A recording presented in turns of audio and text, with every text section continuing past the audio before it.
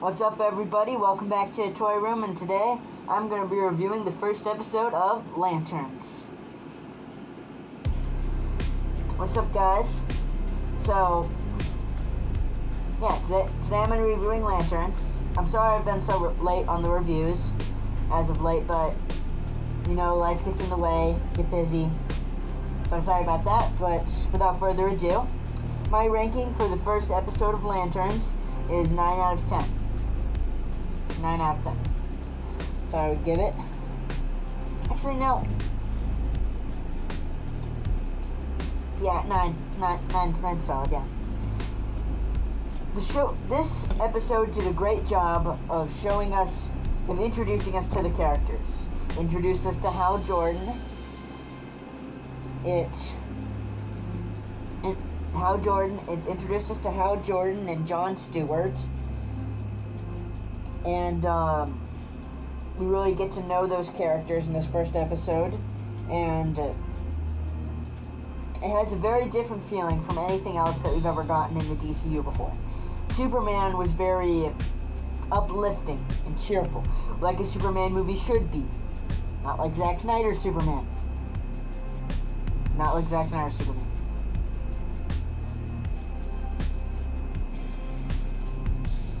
And Supergirl had a more self-help-esque feeling to it, but this show, being the third project in the DCU, I think I'm wrong about that, but it's the third project that I've seen that's in the DCU. This show very much has an X-Files-esque feeling to me. If you don't know what the X-Files is, that's okay, but it gives me this feeling of this paranormal mystery show that the mystery is going to unfold as the series goes on. This is a great first episode, probably best first episode of the year so far for a TV show. And some people don't like the mystery-esque feeling of a show, but I personally love that. That's one of my favorite things a show can do, is have the mystery aspect of it. It's one of my favorite parts. The casting was phenomenal. Phenomenal. It was amazing. Kyle Chandler does a perfect job playing Hal Jordan. Right here. This is the guy. This is Kyle Chandler. Perfect.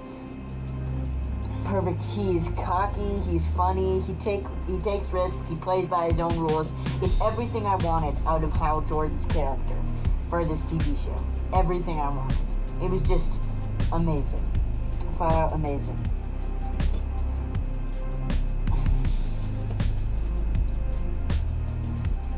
Aaron Pierre is Jon Stewart. He is. Being a big fan of Justice League Unlimited, I pretty much grew up with Green Lantern being Jon Stewart.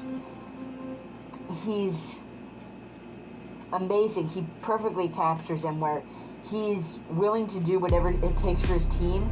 He follows orders. He's a good soldier, but he also thinks for himself. I really like that about Jon Stewart, and I think he did great. The dynamic between these two throughout the show is just great. They got a lot of witty banter, because the main premise is Hal Jordan is training Jon Stewart to be his replacement, or his backup. If anything happens to Hal Jordan, Jon Stewart can take over, taking care of Sector 2814. It did a great job of showing that, and what kind of teacher Hal Jordan is. He puts him through a lot of tests where, like, it's a spoiler warning, but there's this scene where they're driving in a car, and John's complaining about how he's been training for him for 2 months now, but he hasn't gotten to use the ring. So Hal Jordan puts the ring on the dashboard and says, "Okay, you want to do this? Okay." And he opens up the door and jumps out of the car. He's rolling away, and then Stewart looks back and he's like, "What the heck just happened?" And then it veers off the road off this cliff. And he puts on the ring, and it saves himself from dying in this car. Now, then he meets Hal Jordan at a taco stand 3 miles down the road, and Hal Jordan says, "Oh, looks like you passed the test." That's a very good describer of how Hal Jordan teaches. He is, "I'm gonna put you in a burning building. I want to see you get out and meet me for dinner after." That's literally what he does the entire show. Well, not the entire show. I don't know what I'm talking about. This is pretty much a majority of this episode.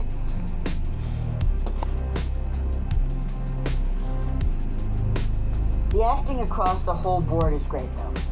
I really am interested, spoiler warning, in this sheriff character and the whole thing with the militia and the ranchers. I like to see where that's headed, because that could be very interesting, because it's got me intrigued. I'm very excited for next Sunday to see the next one. Now, we're getting into all spoilers now, guys, so if you don't want the first episode spoiled for you, you can just get off the video now, but still make sure to like and subscribe if you like what you saw here, and I've got more coming, so stay tuned. Okay, getting into spoilers now. My only con for the show is that I think they did the time jump a little bit too early. Because this is only the first episode, and we see at the end of the episode that he goes back to the stadium, and it's like snowing and stuff, and then we see Hal Jordan dead with a bullet through his head, frozen there. And I'm confused about that. I'm intrigued, but I hope that, I think like they should have done that in a later episode, because it kind of feels a bit desperate to me, like, oh, we're gonna leave you with this really big cliffhanger, so then you come back and watch next week. I feel like we didn't really need that. If they would have just left off with the alien blowing up, I feel like I still would have been just as excited. It was kind of unnecessary to me, but that's like my only con with the episode. I love the bar scene. There's one scene in the episode where he turns on this song, Roller Skates. But if you haven't heard it before, it's okay. But then he plays it over and over and over again. So these guys get angry at him, and he gets in a fight, so he gets thrown to jail, so he can talk to the alien guy who's in there. It's so brilliant. Brilliant. That's because that's something Hal Jordan would do. I'm a big fan of the Green Lantern comics, and that just sounds like something out of a comic. Like, yeah, that's something Hal Jordan would do. It's just so Hal Jordan. All the way. All the way. And all the Green Lantern effects and the CGI we see for this show is really good. It is. I just love it. It looks like Green Lantern effects, you know, like what they had in the Superman movie with Guy Gardner. It's just great because it's totally believable. It's not like that crap CGI we got in 2011 with Ryan Reynolds' Green Lanterns, because that, we're not going to talk about that. We're not going to talk about that because this show is the best representation of Hal Jordan's Green Lantern that we've ever gotten. Ever. It's the best. By far. By far the best. I'm really interested to see what they do with this alien storyline, because